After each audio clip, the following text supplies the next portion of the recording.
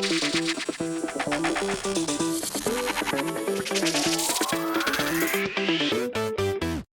Chicago Bears are back in action in Dallas, Texas this Sunday against the Dallas Cowboys. Can they pull off a back-to-back win? Watch this video to find out. What's going on, guys? I'm back with another Chicago Bears pregame prediction video, which I'll be doing before every single Bears game this year. So if you guys want my thoughts, my analysis on what's going to happen for each Bears game this year, definitely be sure to subscribe to my channel. And guys, we have a matchup now against the Dallas Cowboys. Looking in Arlington, Texas. It's going to be in Jerry World, and it's going to be basically a primetime matchup, okay? It's going to be at 12 p.m. on Sunday, so it's not exactly primetime, but like most of the country is getting this game because Dallas and Chicago are two of the biggest markets in the entire NFL, right? So it's going to be a game that a lot of people are going to be watching. It's going to be a game that the Cowboys are heavily favored to win, okay? Even though the Bears had an impressive blowout win against the Patriots last Monday night, the Cowboys are favored to win this game by almost 10 points, okay, being at home and also being 5-2 at this point, okay? The starting quarterback, Dak Prescott, went out for a significant portion of the season, but their backup, Cooper Rush, played pretty well. Dak is back now, and the Cowboys are rolling, okay? They're off to a pretty strong start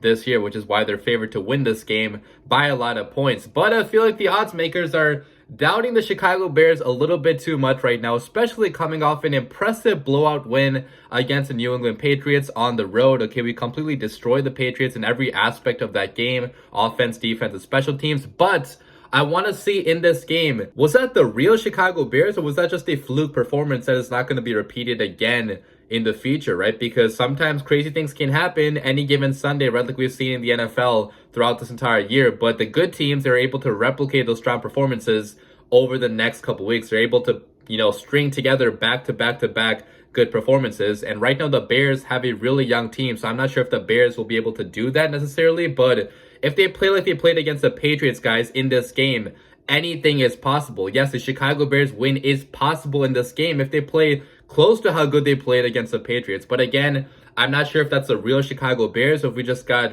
a little bit lucky that night. I guess we'll see in this game and going forward. But getting into this matchup, guys, let me give you guys some stats about the Dallas Cowboys, talking about their offense first of all. And they're ranked number 22 in points scored per game, number 29 in yards gained per game, number 27 passing offense, number 14 rushing offense. So you can see here, guys, clearly the Cowboys offense has taken a massive step backwards from last year, in which they were ranked number 1 or like top 5 in basically every single offensive category, right? The Cowboys had one of the best offenses in the NFL last year. Now, obviously, Dak Prescott was hurt for the majority of the season, so Cooper Rush was playing their backup quarterback, but they also lost key players on the offense in free agency or in trades, okay? They lost Amari Cooper to the Cleveland Browns. They traded him. They also traded right tackle La'el Collins to the Cincinnati Bengals, so they have a rookie right now starting at left tackle. They lost Tyron Smith also, obviously, for the season, I believe. So they have a rookie, Tyler Smith, starting at left tackle. He's been looking pretty decent, actually. He was a draft crush of mine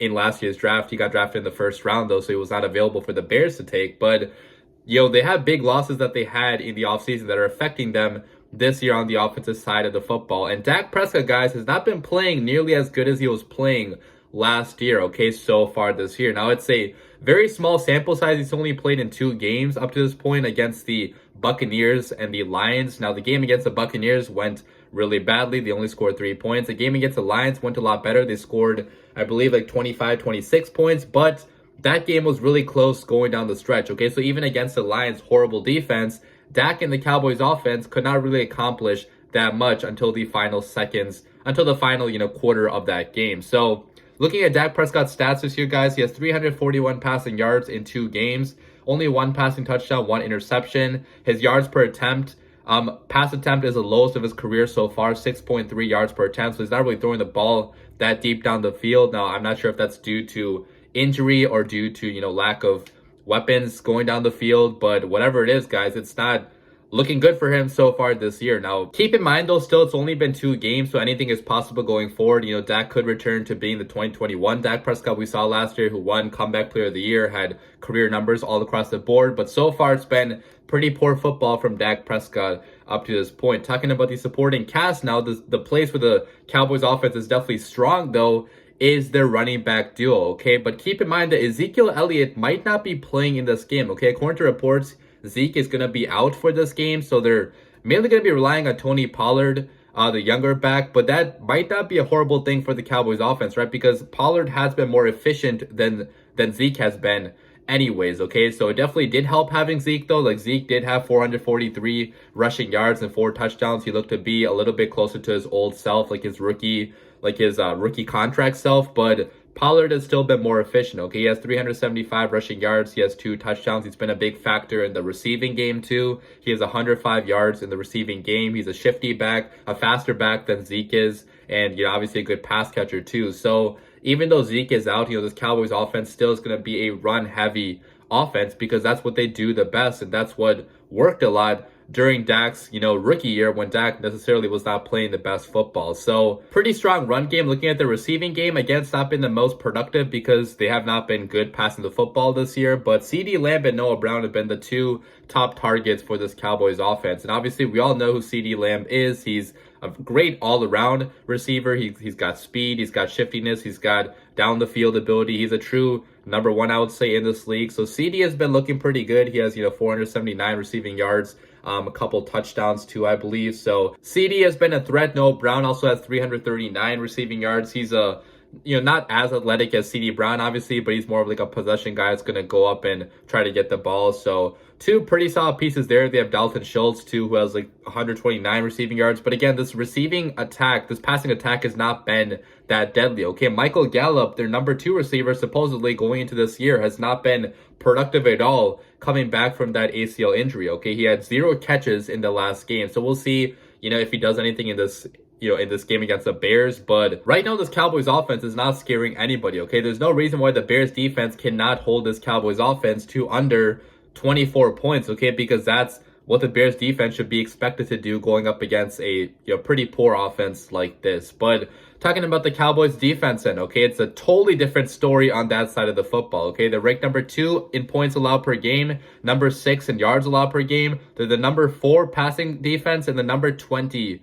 run defense. So you can see here, guys, they're going to clearly be the best defense the Bears have faced up to this point this year. And for a Bears offense that is still been pretty inconsistent this year, okay? They were bottom of the league until the last game, basically. It's going to be a tough challenge for the Chicago Bears offense, okay? The Cowboys defense plays a physical attacking style of defense. They have 12 turnovers forced on the year, which is top 5 in the NFL, tied with the Chicago Bears in number of turnovers forced. So they pounce to the football, they attack you, they attack the ball in the air, they tackle hard. Dan Quinn is doing a phenomenal job coaching up this defense, and that's why they're one of the best defenses in all of football. It's going to be, again, easily the best defense the Bears have played up to this point this year. Micah Parsons, man, is going to be a menace to deal with. And I'm kind of nervous thinking about how the Chicago Bears are going to game plan against Micah Parsons. What plan we're going to have to stop him, because really there's nothing you can do to stop that man, okay? He has 8 sacks, 36 pressures, 2 forced fumbles, and only 7 games played. Like, that's absolutely ridiculous. He's been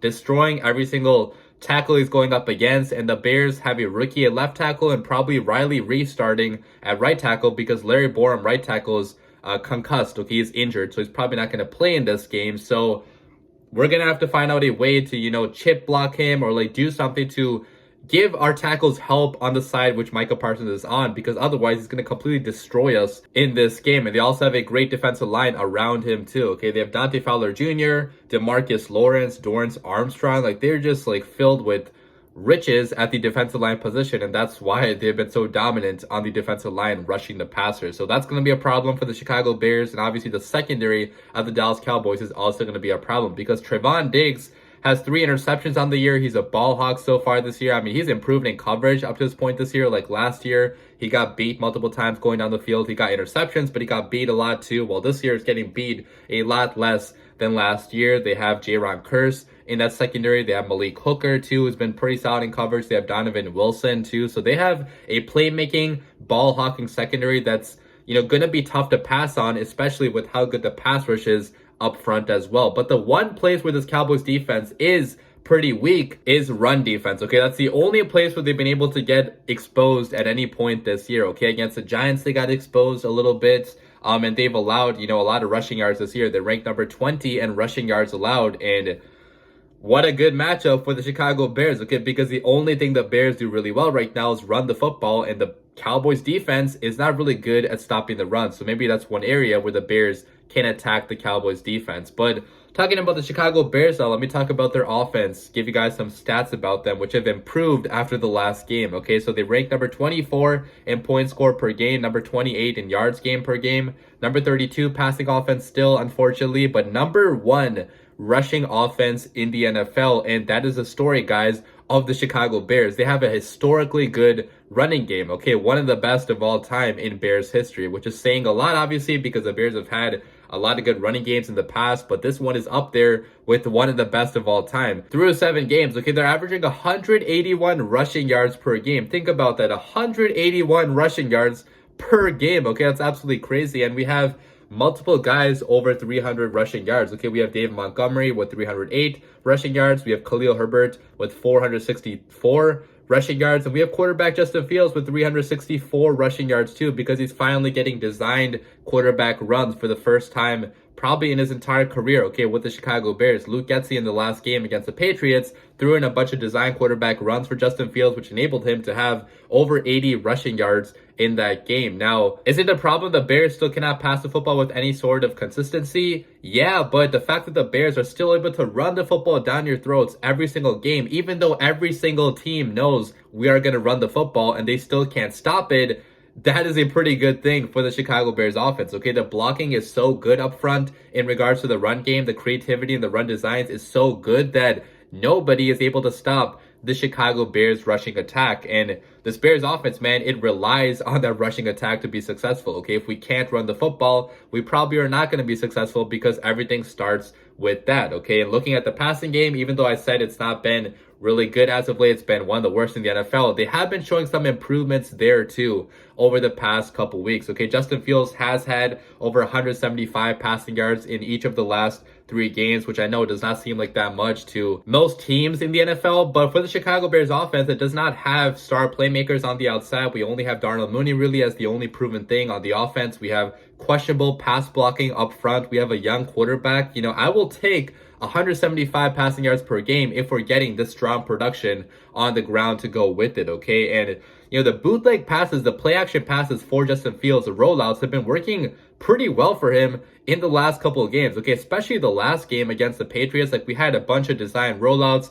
bunch of bootlegs for Justin Fields, which moved the pocket a little bit, made it easier for him to, you know, avoid pressure, and that worked big time for the Chicago Bears last game. We had 11 conversions on 3rd down. We had consistent drives. We barely punted the football in that game, which is crazy for the Chicago Bears offense, okay? So we had long, consistent drives going, partly because we could run the football, but also we could pass the football too, for the most part, when we needed to do that, okay? But we stopped passing the football in the second half because we were winning by so much at that point. So, you know, I want to see if this Bears offense can continue off that success they had last weekend against the Pats, because the Pats also, guys, were a top 10 defense pretty much, right? Like, the Patriots were ranked number 11 in points allowed per game. Now, their numbers went way down after we put 33 on their heads, and they could have gone even, you know, more down if we put 40 on their heads, which we are about to. But, like, I want to see if that's going to be able to be replicated in this game against the Cowboys. Probably not, because the Cowboys do have a much better defense than even the Patriots had. Like, they're ranked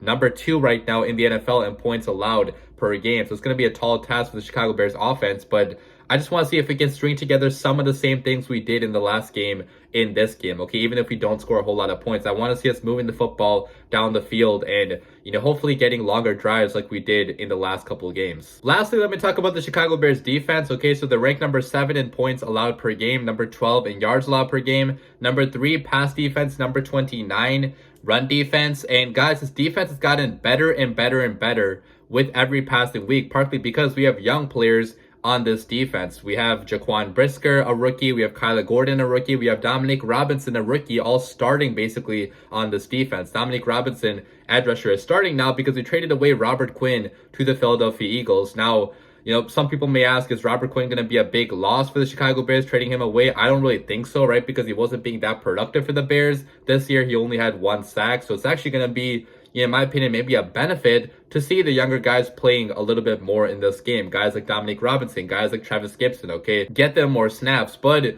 guys, we have to start talking about this Bears secondary, this young secondary, a lot more, because even though we have young players basically at every position besides free safety Eddie Jackson, okay, we have Jaquan Brisker, a rookie. We have Kyler Gordon, a rookie. We have Jalen Johnson, a 3rd-year player. We have Kendall Vilder, also I believe, a third-year player. They're playing like one of the best secondaries in the entire NFL. They're number 3 ranked in passing yards allowed per game. They've been really good against the pass for the most part. They've been making plays on the ball. We have a bunch of interceptions this year. We forced 12 turnovers on the year. Okay, a lot of them have been interceptions. And it just seems like everybody's on the same page in the secondary. Okay, there's not a lot of missed assignments. There's not a lot of blown coverages. There have been a couple, like last game against the Patriots. We did have a blown coverage, which was, free touchdown allowed to Bailey Zappi. So they're not perfect, obviously, but the mistakes have been far and few in between. And for a young secondary like that, that is pretty damn impressive. Okay, the coaching job that our secondary coach and defensive coordinator Alan Williams have done